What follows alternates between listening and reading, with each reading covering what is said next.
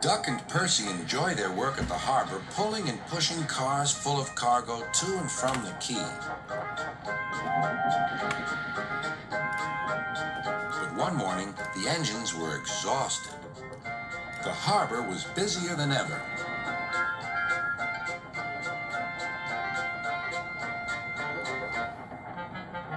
Sir Topham Hatt promised that another engine would be found to help them. "Huh, it's about time," said Percy. "I ache so much I can hardly get my wheels to move," agreed Duck. They waited for the engine to arrive. It came as a shock when he did. "Good morning," squirmed Diesel in his oily voice. The two engines had not worked with Diesel for a long time. "What are you doing here?" gasped Duck. "Your worthy Sir Topham Hatt sent me. I hope you are pleased to see me again. I am to shunt some dreadfully tiresome cars." "Shunt where?" said Percy suspiciously. "Where? Why, from here to there," purred Diesel, "and then again from there to here. Easy, isn't it?" With that, Diesel, as if to make himself quite clear, bumped some cars hard. "Oh!" screamed the cars. "Grrr!" growled Diesel. Percy and Duck were horrified. They did not trust Diesel at all. They refused to work and would not leave their shed.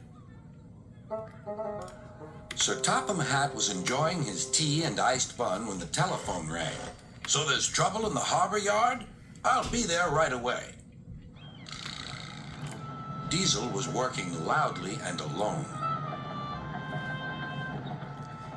Cargo lay on the quay. Ships and passengers were delayed. Everyone was complaining about Sir Topham Hatt's railway. Percy and Duck were sulking in their shed. "What's all this?" demanded Sir Topham Hatt. "We're on strike, sir," said Percy nervously. "Yes," added Duck. "Beg pardon, sir, but we won't work with Diesel, sir." "You said you sent him packing, sir."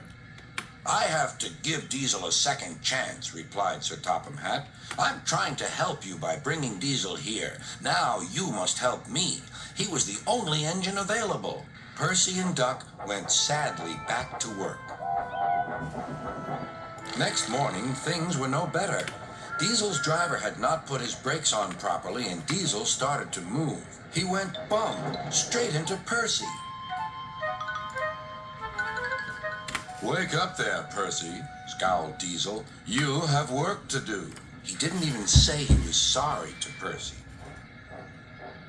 Later, Diesel bumped the cars so hard that the loads went everywhere. "What will Sir Topham Hatt say?" gasped Percy. "He won't like it," said Duck.